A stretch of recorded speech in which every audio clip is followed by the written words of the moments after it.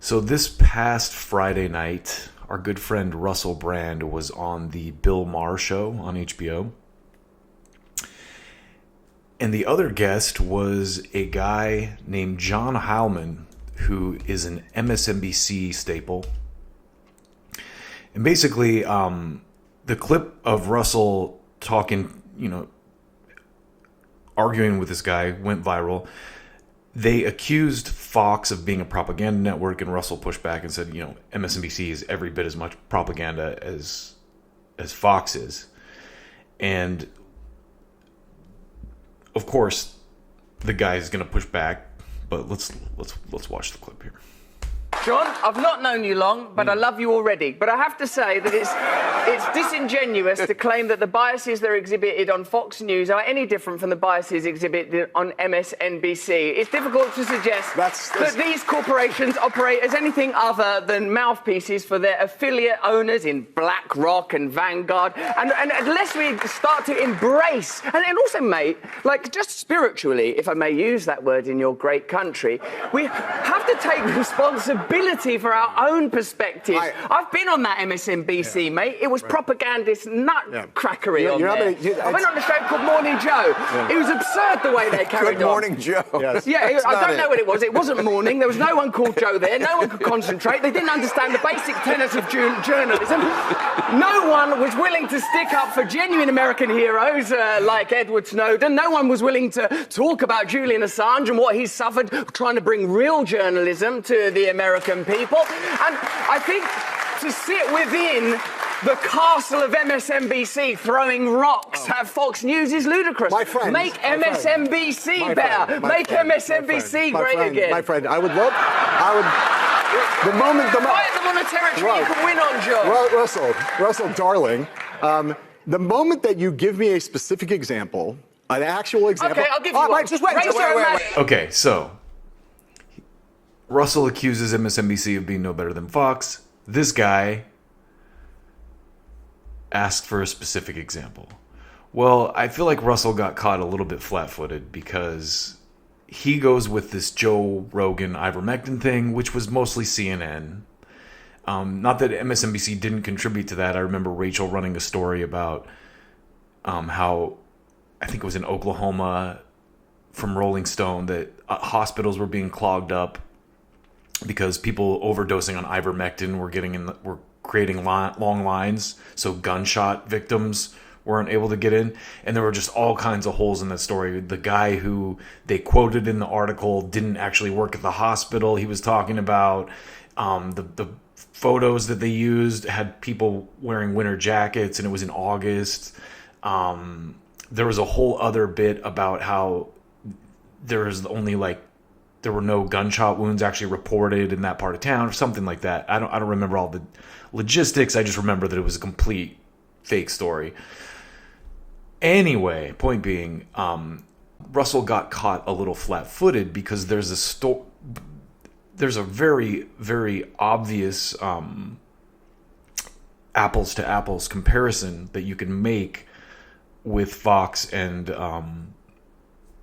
MSNBC, and that's Rachel Maddow and Tucker Carlson both got sued for defamation, and in both of their cases they use the exact same argument.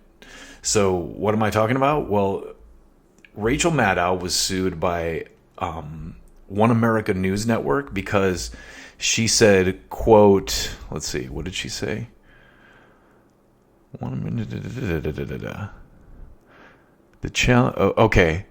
So they argued that let me just read this piece right here. A federal appeals court on Tuesday upheld a San Diego federal judge's decision last year to dismiss One America News' defamation lawsuit against Rachel Maddow, arguing that the MSNBC host's statement that the far-right network was, quote, paid Russian propaganda was an obvious, quote, exaggeration, quote, was an obvious exaggeration rather than an asserted fact. In a 3-0 decision, the 3-judge panel of the U.S. District Court of Appeals for the Ninth Circuit said that Maddow's statement was well within the bounds of what qualified as protected speech under the First Amendment. Isn't that ironic? The challenge statement was an obvious exaggeration cushioned within an undisputed news story. So the story was that she called One America News Network, Kremlin propaganda, because they had a reporter that they have a reporter that also writes for Sputnik sometimes, which is a Russian, I don't even know if it's state run like RT. I think it's just a Russian news outlet. Don't quote me on that though. But so that's what they argued. So then Tucker, on the other hand, Tucker Carlson, and this is from Newsweek, Tucker Carlson wins his defamation lawsuit after Fox News argues his viewers know to watch his show with some skepticism. Same exact thing. So in Tucker's case, it was a little less of a serious thing. Karen McDougal, who's a former playmate that was rumored to have slept with Donald Trump, what did Tucker say? Federal judge dismissed the defamation lawsuit that former Playboy model Karen McDougal filed against Fox News last year because reasonable viewers watched Tucker Carlson's show with an appropriate amount of skepticism, according to the decision. McDougal's lawyer Eric Bernstein filed a lawsuit in December 2019, alleging Carlson defamed McDougal during a segment that aired on the channel 1 year earlier. During the Tucker Carlson Tonight segment, which discussed an alleged relationship President Donald Trump had with McDougal years earlier, Carlson said that McDougal extorted $150,000 from Trump in order to keep the news of that alleged affair quiet, according to the lawsuit.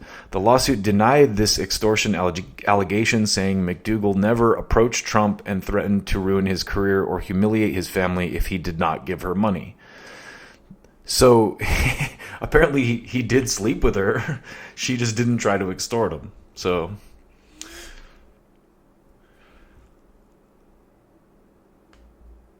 the suit added Carlson's statements were intentionally false and made with reckless disregard for the truth, and added that Carlson began his segment by telling his viewers the reportings were undisputed,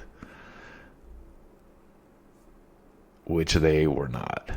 The court concludes that the statements are rhetorical hyperbole and opinion commentary intended to frame a political debate, and as such are not actionable as defamation. So as you can see, very similar to the Rachel Maddow claim. Both of these people are arguing that they're not objective fact. It's a political narrative. It's opinion. So anyway, it's too bad Russell didn't have that on deck, that argument on deck, but can you blame him? He did a pretty good job. I just wish that, I feel like kind of the dramatic direction he goes in with it, cracking jokes and being all dramatic about it, makes his argument seem less serious, and the guy's like, Russell, darling. Yeah. So who's this guy?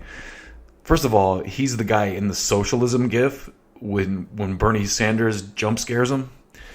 Second of all, I have this clip of this guy from the 2020 election that I wanted to share, because I just, for some reason, had this saved from back in the Bernie days, so check this out. Well, just what Nick said, I think that's right. I mean, there is no Democratic establishment anymore. There's not even a Democratic Party anymore. The Democratic Party is a meaningless notion. That the party, like the Republican Party, has been hollowed out and privatized to a large extent. There are Democratic elites, and so when we talk about the Democratic establishment, we're really talking about a bunch of people that Nick also knows well, which really means Democratic donors. And Democratic donors are freaking out over the prospect of a socialist. I would say if you talk to the average Democratic donor, big money donor, not small dollar donor, in New York City, they are almost as concerned, if not equally concerned, about Bernie Sanders being the nominee as they are about beating Donald Trump.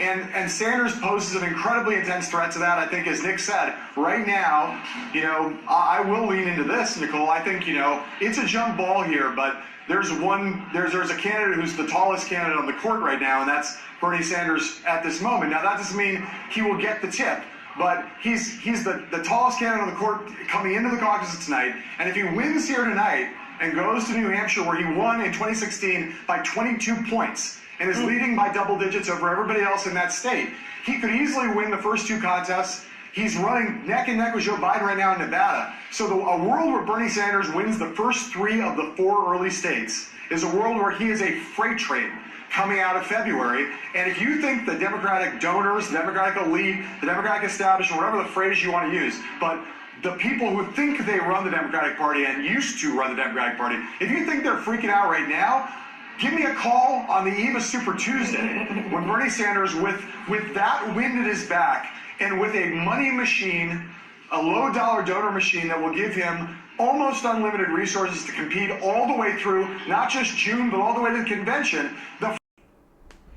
So that right there was the setup for Biden. We all know what happened after that, right? Obama came out of hiding and got Pete to retire. Elizabeth Warren stayed in to like siphon off votes from Bernie, help siphon off votes from Bernie, and they were able to basically squeeze Biden in so that they could get a war with Russia. And they got it.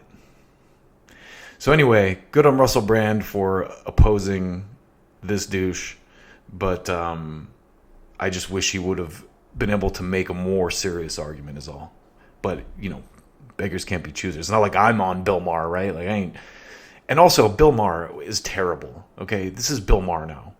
He's terrible. He's actually arguing against Russell in this, if you watch the full clip, that MSNBC is somehow good. He works for CNN now, so what do you expect? But anyway, I just wanted to jump on that because it seems like people are already adding their commentary on it, and the clip has already gone viral, but